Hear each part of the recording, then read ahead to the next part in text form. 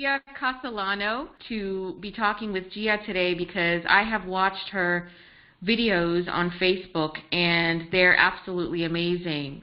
She's a somatic movement educator as well as an energy worker and an artist, composer. She works in assisted living facilities and also is a professor at University of Pittsburgh where she teaches physiology. She's a single mom doing her thing, multi-talented. I'm going to hand it over to you, Gia. Okay, thank you so much. Thank you so much. Well, so I do have about 5 different jobs at Pitt. The big umbrella is that I work in the School of Education, Physiology, and Physical Activity. So I wouldn't say I'm teaching physiology, but it's in that department. You're absolutely right. But I've been there for about 15 years, and I work with students there. Some are undergraduate, some are graduate, and what I am teaching them, sometimes it's just regular fitness, straightforward, to release stress and anxiety. I also incorporate a lot of somatic work within some of the lessons that they have to reduce their stress levels, which are super high. And I see every year those levels are increasing because of the amount they're being pushed. And they're almost begging me, whereas in the beginning they always wanted the physical, let's bust some moves type of thing. But now I'm seeing as our culture is pushing and pushing, and especially now during what we're navigating currently, the somatic work is coming.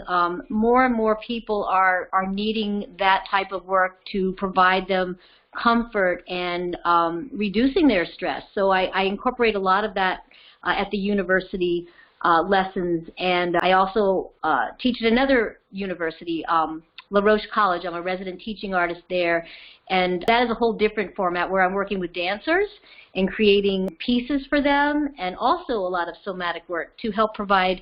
Oftentimes there are a lot of injuries, and so some of what they're learning are very physical aesthetics from the ballet and different types of modern dance. So I try to couple that with the somatic work, which is really conducive to reducing injury and to even help prevent injury. That's my second job. I also work with seniors in assisted living facilities, and they have chronic pain, Alzheimer's and dementia, and I use art as a vehicle for healing and also the somatic work for their stress levels. And as an instant composer, I use that work to help them grow their hippocampus, which is the part of the brain responsible for learning and emotion and memory, and through task orientation, which is kind of one of the things that I draw from when I'm instantly composing. It's kind of sets you a little bit back more into the back brain, the imaginative, creative brain, so that the front mind can kind of disappear a bit. So it's a vehicle to definitely spark one's imagination and creativity, and so that's directly linked also to the hippocampus and memory. I work with seniors who are really navigating a lot of problems, and they're my favorite, maybe my favorite group. They're my heroes. They're kind of forgotten. They're displaced. They're left on their own. They don't have visitors sometimes. I'm sometimes the only one from the outside coming in, and I find that work incredibly rewarding. So that's my third job. And then I have 2 other jobs. I work in community centers with people in particular areas around the city that might not get this type of work necessarily. So I try to bring this work to underdeveloped communities also, the somatic work. I'm also a yoga practitioner, an embodied yoga practitioner, and artist by trade, but I try to go to people also who are underserved, and it's very important to me, maybe because also the way I came up. It was a little rough, my upbringing, and I've always been kind of poor, so I can relate to how that is and how to navigate with little means of economic substance, if you will. So as an artist, that's one of the, in this country especially, that we navigate as artists, what's the next paying job? How will we get that? What will that be? Will it be cut? What, the funding, all of these things. I definitely say I try to bring my work to people also who wouldn't otherwise get it. And the university gigs, you know, they're great, but even as an adjunct, it's a challenging position. And so those are my jobs, which interestingly enough are all connected to the way I make my performance work. You know, drawing from somatic and in the aesthetic quality, the way I'm choosing to move my body, moving to a cellular awareness, very sensorial in approach, the senses being a big trigger for what I will do in a space, because none of this is made up and practiced and then done. So it's all trying to create something in a space through the vibrations I feel, through the energy. And so I have to kind of practice different techniques in which to bring that to a quick way of finding those reflexes, as opposed to repeating something again and again and again, like choreography, and then you know, do that, which I did do for many, many years. When I was in New York, I worked with different companies, and that's what we were doing. We would practice a dance, and we would practice it and repeat it, and then do it again and again and again. And that was a great training. But then I kind of felt somehow displaced. I felt something didn't ring true for me anymore. But I'm not that person I was yesterday. I'm not that same character. So it didn't feel authentic to me. And then I was searching for, well, what am I going to do? That's what brought me to study Buto first. And Buto is a Japanese art form, and it's also very much connected to the senses and working at a cellular kind of awareness of energy and vibration. But I was drawn to that also because it was very imagery-oriented and improvisational in nature, meaning, you know, there may be a structure or a concept or a kind of framework, but you would never do it the same way each time or from even minute to minute, because, like, I am different minute to minute. So that resonated with me. And then I began to figure out what are some other platforms that I could study and figure out how to make this type of dance, this improvisation, this instant composing, because I had no clue, because I was coming from a modern dance background and ballet background, and we were always, you know, you were told to be this way, this way, this way, that way. I was feeling a little out of sorts and kind of like, but I have something else to say maybe. And that's when I started my research in improvisation, instant composing. And that's probably been about 15 years now that I've been researching and practicing that way of being an artist, I suppose you could say. Yeah. Mm-hmm. And so when you work with people, are you teaching them movements, or are you showing it to them, or? Well, what I do that sometimes. I try to show them things if they are classical dancers. If say I'm working with dancers, I'm trying to show them things that I was not shown to help avoid injury. I mean, because they may still want to do that type of dancing, and that's fine. Do whatever you want to do. But maybe can I show you a way to do it so you can still do it when you're 50, 60, 70, 80 and not have a hip replacement or a knee replacement? Because when I was... Well, you know, but this is the thing. I wasn't taught that way. I worked with the Graham Company, and I worked with the ballet, all muscularly oriented. And now in my mid-50s, I wouldn't be doing this if I were still working in that way, because my body won't allow it, you know. So I try to show them dream and still get their, you know, they like, especially the young dancers, they want the leg up by the ear. They want to do all these, you know, things, and I understand it. I get it. Not that, like, that's, I also think there's an evolution of a dancer. So sometimes when you're young, you like to do these tricks and these fancy get attention. And then as you mature, I think, for me at least, it's not so much that I'm dancing, but what am I making in the space? I want to activate the space. And if I dance, well, that's great. If it's called for such, but not so much I'm going to go and bust a move and dance, and this is what I'm presenting to you. I'm thinking now more, I want to make something happen in the space, and maybe I'll dance. Maybe I won't, but I'll move, you know. So, but what I try to help the younger dancers is, how do you learn to release your muscles and let your joints open and float so that you can actually transfer weight from bone to bone through an alignment of an open joint? Because if you lock and grip over and over again, eventually that's going to break. And I see it all the time. And also, when you're so like tight and hard, you actually don't feel, and you actually are not open to receiving. You know, soft is strong, and hard is, and that's not just physically, but also psychologically, emotionally. The softer we become, the more we're able to understand, I believe, and the more we're able to be open to receiving more information, energy-wise, vibrationally, our interactions, the way we navigate in life, which is so challenging sometimes. But by just kind of dropping down a bit that tone, we can better be a little bit more resilient without having to be so hard-edged. And I definitely think that comes with a lot of time to become soft, you know. So that's just kind of like some things you can't rush also. Like time is what happens, you know, and you can't speed that up. So sometimes a young dancer won't understand at all what I'm talking about, or they will resist it even. And, you know, they'll be, no, that sounds ridiculous. I just want to, you know, show all the things that I can do.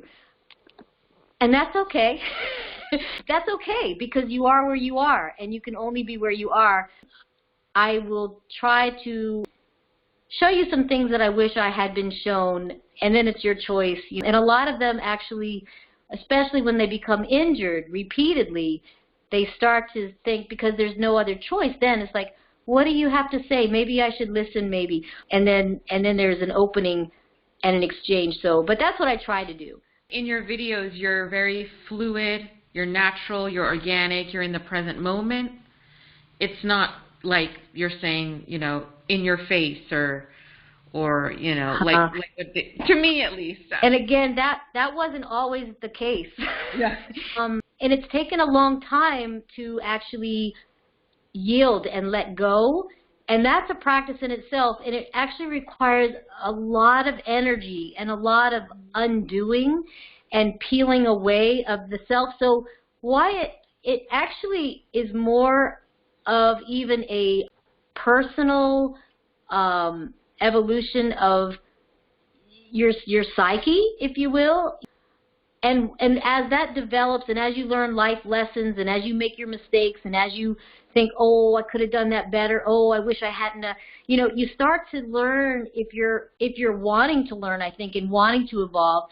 And once that, you're shifting how you're thinking and how you're even relating to yourself and yourself out in the world. And as you evolve as a person inside, your spirit and your soul, your body also, the physical, it's the body, but also the brain, your thoughts are your body. So how you're thinking and how you're dealing with yourself and people also comes out in the work that you make. And I think as you become a kinder, more generous, hopefully more forgiving and compassionate person, that comes out in the quality and the way you're working, in your movement.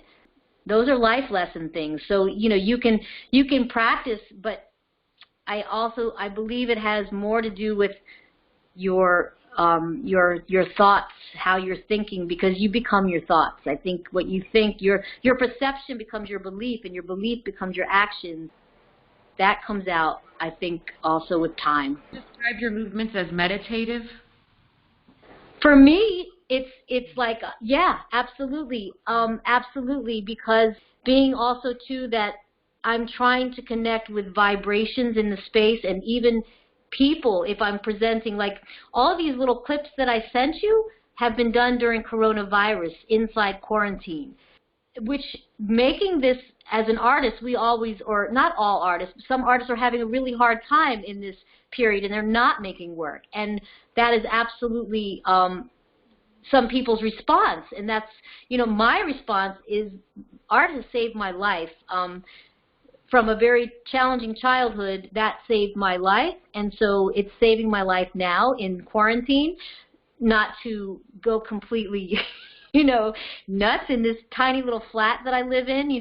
It's meditative. It's for me, making art is healing, and it's medicine, and it's also a way to express my inside, to release it outside. Someone said the other day to me when they were looking at my work, they said, sometimes your work, you'd never know that you're such a happy, easygoing person, because sometimes it's pretty heavy. And I'm like, well, maybe that's why I'm so happy, because I'm releasing it through another way, so I can actually be okay in the world and not have a nervous breakdown or something, because I've been there also. Dancing and even visual art was actually my first love, was visual art, and I can definitely say, had I not had that as a tool, I would be not so healthy right now. It is meditative also because it's in the real moment, magnifying real time, so I'm not thinking about what am I going to do, how am I going to make it. I'm actually in that moment. It takes also a lot of practice, because it's a different type of technique where you also have to do other things to bring up those responses. So that's a whole other thing too. I definitely relate with that. I didn't have dance in my life. That's how I process everything. You know? In my astrology work, I've been having kind of the same response in terms of processing a lot through that, and almost kind of feeling the movements of the planetary energies. But yeah, you come across like these bricks, you feel like, of heaviness. Yeah. And it's like, how do you move through this? How do you dissolve it? And it's not just an art, but a real science to figure out how you're going to release that. And, don't release too much, because then it'll come back at you. But then I feel the bounce back a lot.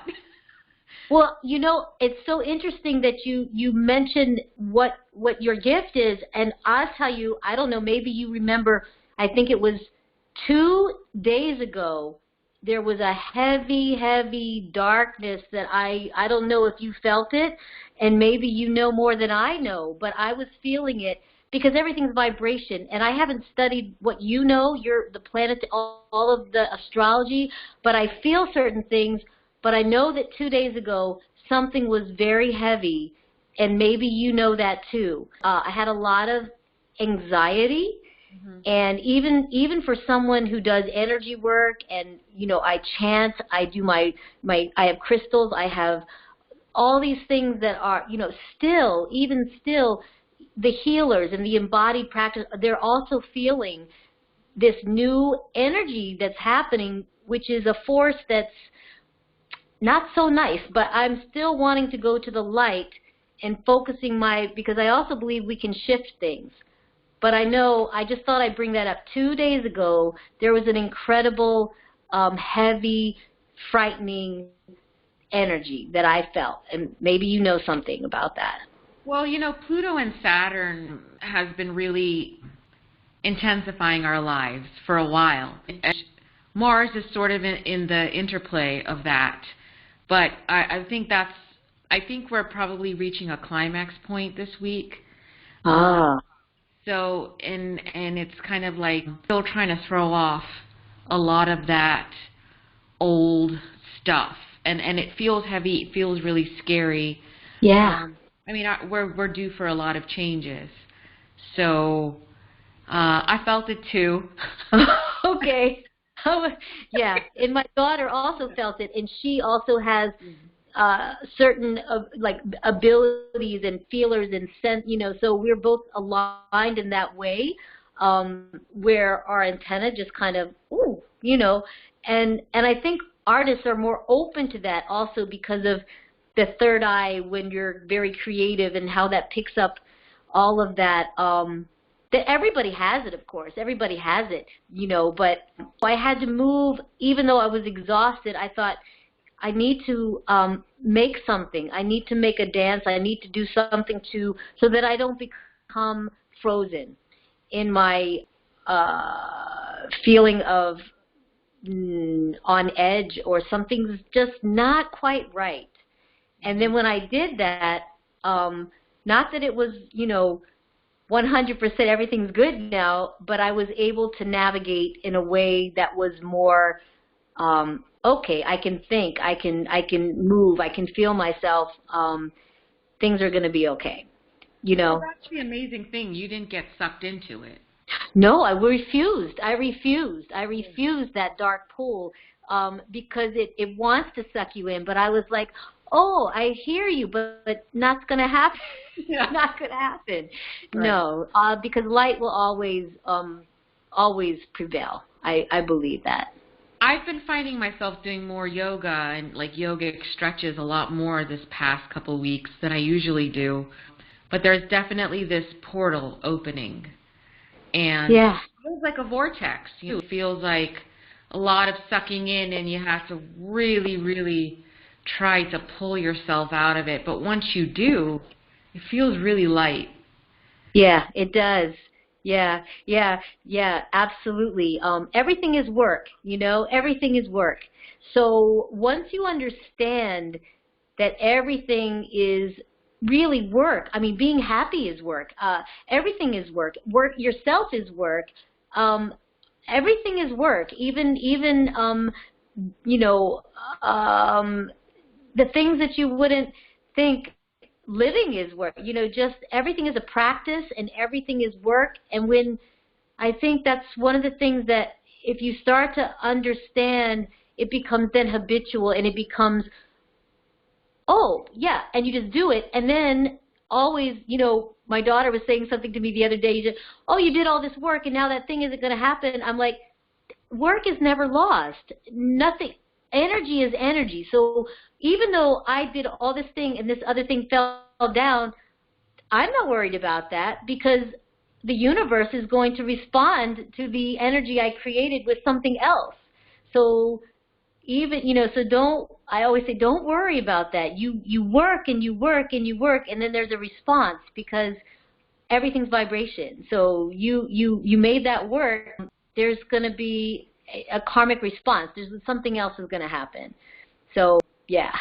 Well, we're also so used to monetarily valuing our work is a reward, and only then it's work. And yeah, it doesn't really work that way. and at nope. least rewards are far different than what we might think. I know the mainstream world works like that, but meditation is yep. work, Absolutely. Sometimes people think, people in monasteries, what are they doing? They're working, and they're working hard. Oh, yeah. Very, very hard. And very hard. And then you have to reevaluate yourself. Well, are you really working? I think that's definitely up to our definitions of work, and how we value what we all do. Yeah. And so, but this has been great. Thank you so much. Thank you so much. Really, such an honor and a pleasure, and thank you. Thank you. Let's definitely stay in touch.